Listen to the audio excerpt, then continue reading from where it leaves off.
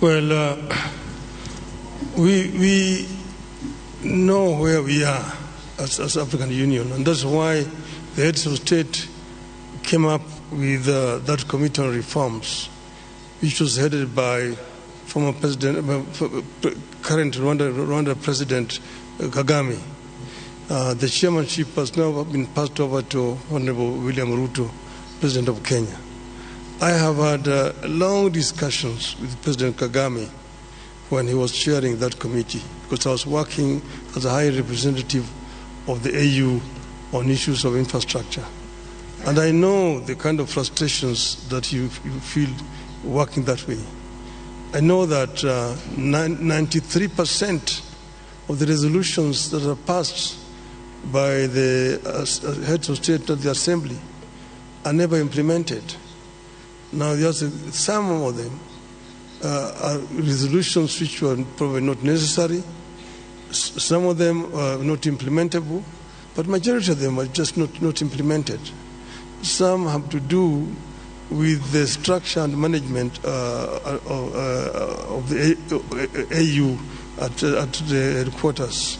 I'm not trying to pass any judgment here because I know that Mr. Paki has worked very hard to try to make the organization move forward. The other one has been the issue of funding, which has been a major challenge, and look at other alternative sources of funding. When I was there as high rep on infrastructure development, we came up with a proposal to set up an infrastructure fund for Africa, and using the African resources, because many of African countries have got a lot of money in sovereign funds, from which the AU can actually borrow without having to pay so much high interest. And this will help AU actually to spearhead the process of constructing some of these infrastructures. I mentioned the Trans-African Railway Network, Lagos to Cairo, the high speed. Then you have got Beira in Mozambique, to Lobito in Angola, and Walvis Bay in Namibia.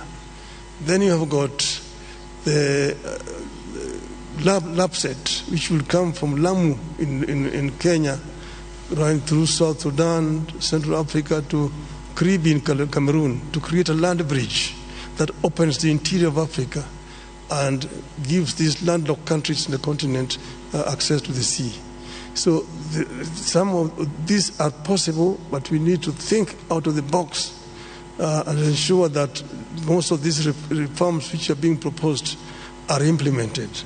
We were talking about energy, which is a very major issue, and we have got the Grand Inga in the Congo, which can actually power the entire continent with power pools, southern power pool, eastern power pool, central, western, and northern power pool.